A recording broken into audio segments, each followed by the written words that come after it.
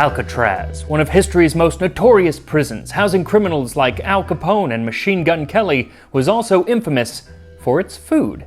Yes, as heinous as the reputation for the prison was, at least dinner on the Rock was something the inmates could look forward to. So thank you to Bright Cellars for sponsoring this video as we recreate a dinner on Alcatraz, this time on Tasting History.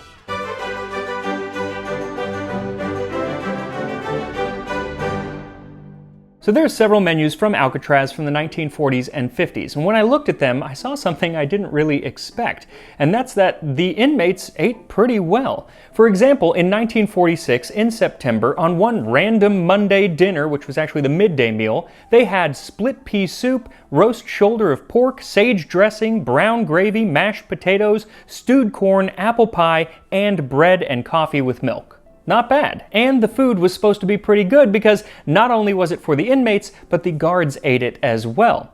Now, there are no recipes from the kitchens at the time, but as it happens, in 1952, the Alcatraz Women's Club, which were the wives and families of the guards and other people living on the island, they put together a cookbook of dishes that were served there. So using those recipes, I'm going to make a full meal fit for an inmate, albeit a smaller meal than that random Monday dinner. I'll make Mrs. Viola Delmore's stuffed pork chops, Mrs. Mildred Keppel's cucumber salad, and Mrs. Ruth Langley's Quickie apple pie. So for the pork chops, she says cut pockets in chops and fill with mixture of half cup breadcrumbs, half cup chopped apple, and 1 teaspoon minced onion. Season with salt, pepper, and sage. Fasten with picks. Bake in moderate oven 350 degrees, about 1 hour. Now you want fairly thick pork chops, at least an inch, so you can slice a deep pocket in the chop almost enough to slice it in two. Then in a bowl, add your half cup of dried breadcrumbs and a half cup of finely chopped apple and 1 teaspoon of minced onion and some chopped sage. Plus about a 1/4 teaspoon of salt and a teaspoon of pepper. Mix all of that together and then stuff it into the pork chops. And the finer your ingredients are, the easier it will be to stuff your chops. Then fasten them shut with toothpicks, set them on a lined baking sheet, and put them in the oven at 350 degrees Fahrenheit, 175 Celsius. Now, Mrs. Viola Delmore says to bake these for 1 hour, and I can tell you, that is way too long. You're gonna have some dry chops. I would say almost about half that time, like 30, maybe 35 minutes. Should do you pretty good. But that is still plenty of time to have a glass of wine, and I'm not talking that rank prison wine. No, I'm talking a nice glass of wine from today's sponsor, Bright Cellars. Bright Cellars is all about making it easy to find wines that you enjoy. This starts by taking a simple 7-question quiz online to help Bright Cellars get to know your tastes, and then voila, a box of curated wine arrives at your door, so you'll always have a bottle ready for a dinner party or a summer evening out by the pool, or in my case, always have a bottle open when your mom and dad come, because my mom and dad are coming next week, and whenever they're here, it just always seems like a bottle of wine needs to be opened. Bright Cellars has a wonderful selection from all over the world, and with each bottle comes an education card to let you know a bit about what you're drinking and how it's best served. Like this bottle of Cabin 5 Montepulciano is a medium-bodied red, best served at 55 to 60 degrees Fahrenheit with hints of boysenberry, black cherry, and violet. Cheers! Juicy. I like that. And thank you to Bright Cellars for continuing to support Tasting History and for giving viewers of Tasting History their first 6-bottle box, usually $150, for only $70. So just click the link in the description to take your quiz and get started with Bright Cellars today. Now while you sip your wine and your pork chops bake, you can get started on your cucumber salad. Good to have a little bit of vegetables with your dinner, especially if you don't get a lot of exercise time in the yard. So for Mrs. Mildred Keppel's cucumber salad, she says to whip evaporated milk until stiff, add vinegar and sugar to make a sweet sour dressing, add a dash of paprika and salt, pour over sliced cucumbers and onions. So I took a can of evaporated milk and I whipped it for a long time, like 20 or 25 minutes, and I had expected it to get to the consistency of like whipped cream, and it did not. It frothed up and it did get thicker, but not really like whipped cream like I expected. But then she does say that you're supposed to pour it, so I guess I shouldn't be that surprised. I also wish that she was a little more specific with exactly how much vinegar and sugar you're supposed to use to make this sweet sour dressing. I started with a teaspoon of vinegar and then I added a tablespoon of sugar, but you might want to taste as you kind of go along because I ended up adding a little bit more of each of those to get a sweet sour dressing. Then add in about a quarter teaspoon of paprika and a quarter teaspoon of salt. Mix all of this together and set it aside. Then slice up a couple of cucumbers and an onion, then mix those together and pour the dressing over them and toss it until it is coated. So that is 2 of the 3 dishes we're going to make, and the last one is a Quickie apple pie, and it really is a Quickie. But before we get to dessert, I wanted to share with you the most funny, if that's the word for it, recipe in the book. The thing is, it's not really funny like ha ha, it's more funny like heh heh. It's Mrs. Robert Murphy's recipe for well-bred children. Take 1 large grassy field, a half-dozen children, 2 or 3 small dogs, and a pinch of brook and some pebbles. Mix the children and dogs together and put them in a field. Stirring constantly, pour the brook over the pebbles, sprinkle the field with flowers. Spread over all a deep blue sky and bake in the sun. When brown, set to cool in a bathtub. What even is that? Are you okay, Mrs. Robert Murphy? Maybe living on a prison island just isn't really good for one's psyche. And she was the wife of a guard. Just imagine the effect that it had if you were an inmate. The island of Alcatraz, once the site of a military prison, became a federal penitentiary in 1934, and by 1937 had earned the nickname Uncle Sam's Devil's Island. And being an island, it was rather small for a federal penitentiary, only being able to hold 336 prisoners, and typically only housed about 275. But they were 275 of the most notorious and dangerous criminals in the country, like Al Capone, Machine Gun Kelly, and the Birdman of Alcatraz, who ironically was not allowed to have birds while at Alcatraz. But most of the prisoners were really not famous. They were there because they were extremely violent and very often rule breakers that weren't able to live in the other prisons without trying to escape. It was notoriously difficult to escape from Alcatraz. The facility was maximum security, minimum privilege, but food was not considered a privilege. As an inmate on Alcatraz, you had 4 rights: medical care, clothing, shelter, and food. And of those 4, the food had the best reputation. This was in a large part due to the prison's first warden, James Saltwater Johnston. Saltwater because he was as salty as the water that surrounded the island. He set some of the rigid rules that gave the prison its reputation for the next 3 decades. For the first 4 years, he employed a rigid rule of silence, which prohibited inmates from speaking in the cell blocks, at work, and even in the mess hall. But the warden wasn't all for punishment just for punishment's sake. Rather, he was all for punishment as a way to keep order. And that's why he wanted good food, because he felt that bad food led to disorder, led to prison riots. So if there was good food, there'd be order. And not only was the food good, but he allowed the inmates to have as much as they wanted. But you had to eat what you took. We fed the inmates cafeteria style. They'd go in and put their food on a tray. You have to eat what you take. If you leave any, you don't eat the next meal. Then you go and sit 10 to a table, 5 facing 5. They had about 20 minutes to eat. A guard stood at the end of every table. The reason for the watchful eye was because the mess hall could be one of the most dangerous places in the prison. First of all, it was one of the few times when all of the inmates were gathered together and they had access to spoons, forks, and knives for eating. And at the end of the meal, they had to take all their silverware and put them in precise places on their tray so that the guard could count them, make sure nothing was missing. Even so, the mess hall every year was the scene of several small riots. Tables would be flipped and silverware along with hot coffee would be used as weapons against the other inmates and against the guards present. But there were ways of quickly putting down a mess hall riot. First of all, the mess hall was sometimes referred to as the gas chamber because there were 14 canisters of tear gas in the ceiling that could go off with a remote control. But that usually didn't happen. They didn't need to take that kind of action because most of the guards outside of the hall were carrying Tommy submachine guns, and so a few little rat-tat-tats and, order was restored. But most days, no rioting took place at all. And when the inmates got up, the guard counted the silverware, a knife, fork, and spoon for every man, and then they all went out. The officers ate the same food. So as strict as the setup was, the food was pretty good. In fact, it was often considered the best in the entire US prison system at the time. One former inmate recalled, "The food at Alcatraz was as good as you would get in a good restaurant that specialized in home-cooked meals. Better than most." And so what were some of these restaurant-worthy meals? Well, breakfast included things like applesauce, fresh oranges, shredded wheat, and hot griddle cakes with honey. Dinner always came with a soup like split pea, potato chowder, or minestrone, then had an entree of meatloaf, corned beef, or breaded rock cod, along with sides like coleslaw, fresh green beans, or corn on the cob. Then supper in the evening would see the same soup from dinner along with another entree like meat croquettes with bechamel, spaghetti with meat sauce, or jambalaya. Then a dessert like cupcakes or even apricot pie.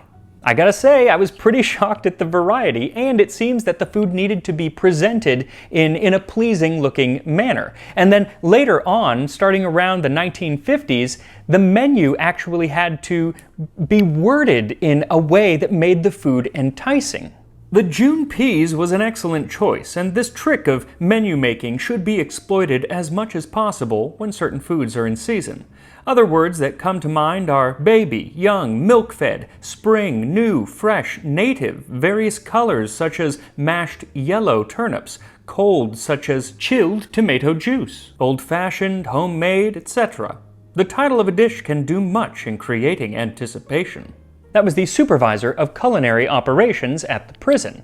Though all of this, the good food and the pleasing descriptions, was only if you behaved, if you followed the rules, because should you break the rules and find yourself in solitary confinement, then you could expect to get for breakfast a half bowl of milk and cereal, a half bowl of soup with 4 slices of bread for dinner, and the same for supper.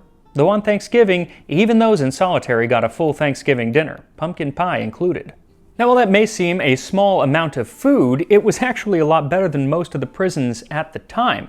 Because, yes, it was a meager ration, but you still got 3 meals a day in solitary, where a lot of other prisons were giving 2 or even 1 a day to some prisoners. At Alcatraz, there was actually a concerted effort to stop corporal punishment, including restricting someone's food. So rather than harming the body through lashings or cold hoses and stuff like that, they sought to damage the will and the spirit of the inmates, which I guess was an improvement. But it led to many of the inmates describing Alcatraz as the toughest, hardest place in the world. The mausoleum of the living dead, lifeless automatons on the rock of despair. Some sources actually say that a way to break the spirit was by feeding them well. There were times when inmates would be receiving upwards of 5,000 calories a day, and they received very, very little exercise, so they became lethargic. Nobody wants to start a prison riot after a big old mountain of mashed potatoes. That's why, rather than the prison, Alcatraz, using food as a punishment, it was the inmates who used not eating food as a way to protest against bad conditions in the prison. There were several hunger strikes on Alcatraz. Warden Johnson said of one that, "So far as I can judge, at this moment, the men seem to be making their annual bid for attention, and perhaps came to the conclusion that striking was not the way to do it, but going without food, a la Mahatma Gandhi, would be a better sort of protest." You know he didn't pronounce it Gandhi. Now, yes, the prisoners would use food as a way to protest, but if that food quality suffered, then they would protest, or rather riot, about that as well. One of the most famous incidents was in 1950, and it was called the Spaghetti Riot. Now, spaghetti was nothing new to the menu at Alcatraz, but in 1950, the quality of that spaghetti started to diminish over and over, every single week a little worse, until finally one inmate called it noodles with plum sauce. And another inmate basically said, if we see this on the menu again, we're flipping tables, we're going to start a riot. Next week, there was the spaghetti. So a riot broke out, putting the lives of the guards in the mess hall in danger, but the guards on the outside still had those Thompson submachine guns. I jammed that actuating lever back and she went click. Everybody heard it and knew what it meant. You look at that big muzzle staring down in there and it's just like staring down the mouth of a cannon. I said, "Lieutenant, blow your whistle." The inmates started to get up and walked out of the cafeteria just like lambs. Now, spaghetti riots aside, working in the kitchens was actually one of the most coveted jobs at Alcatraz. Up to 10% of the prison population worked in there at any given time. Partly, it was because when you were a cook, you got to take a daily shower, which not everyone did.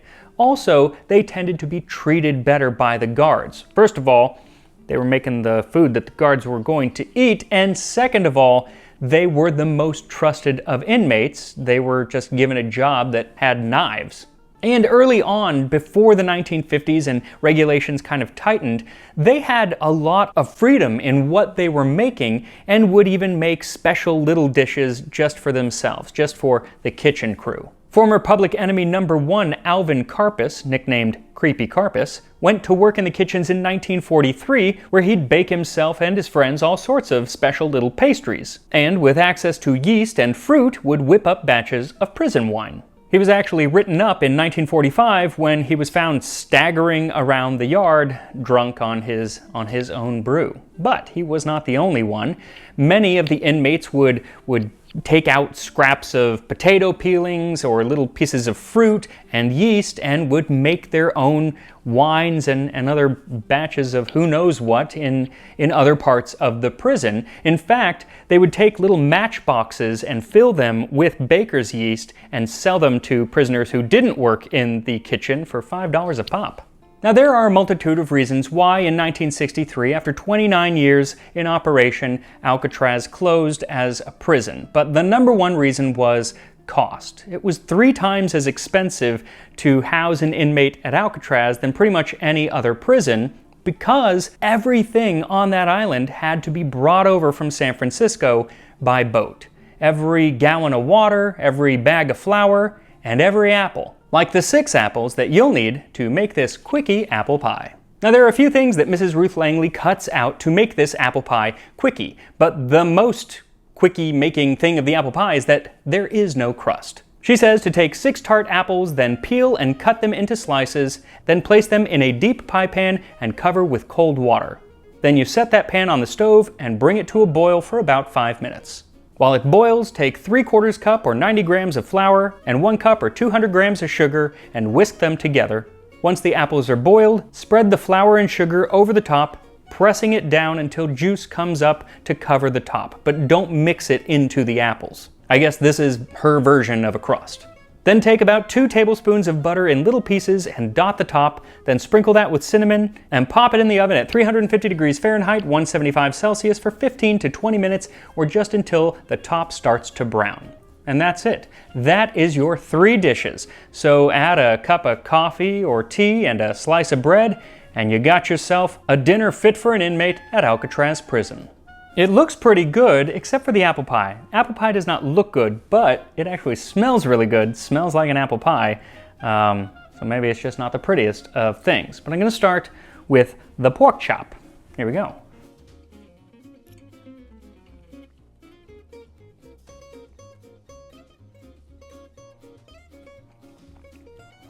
Yeah, I overcooked that pork. Still good though. Tastes good.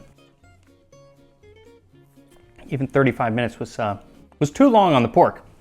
I don't know what she's doing for an hour. Even if it was a huge pork chop, it's just way too long.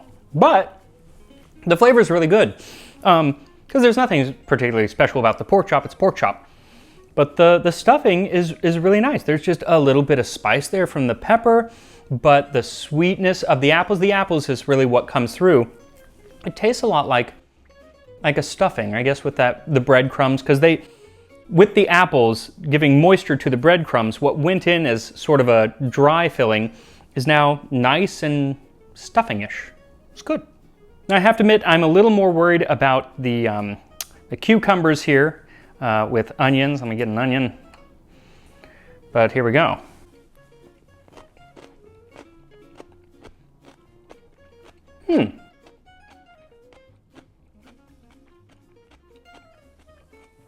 It's not bad. You get that sweet and tangy kind of sourness of the dressing. I wish I had added more paprika. I think that would just kind of liven it up. The main flavor is still the the onion and the cucumber. I think the onion just kind of overpowers the cucumber. But it's nice and refreshing, and would probably be a welcome thing to be eating if you spent your entire day inside of a cell. Finally, on to the part that I'm most excited about, this Quickie apple pie, because it smells really, really good. It almost looks like some of the apples kind of totally disintegrate into like an applesauce, but then some of the apples are still kind of whole. And it does look kind of like a crust on top, kind of. We'll give it to Miss Langley.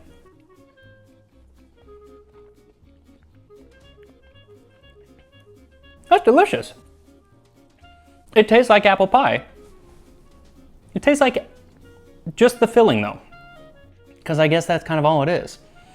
But I didn't think it would be quite as good as it is, because you're not mixing the apples with the spices and the sugar and everything. That's all just going on top. But I guess when it's in the oven, it all kind of melts down through it and flavors everything really nicely. Nice and soft. That's good. It's like apple pie pudding. So if ever I was in Alcatraz, that apple pie pudding, Quickie apple pie, that would be something I would definitely go back for, and I would clean my plate for that. Everything else about Alcatraz kind of sounds horrible, but that's good. So I mean, nothing here is like, oh, you gotta go make this, but it is cool to eat foods that they would have eaten, you know, in the world's most notorious prison, or one of them. But if you are in need of an apple pie and don't want to make an apple pie, make this Quickie apple pie. It's actually quite worth it. And I will see you next time on Tasting History.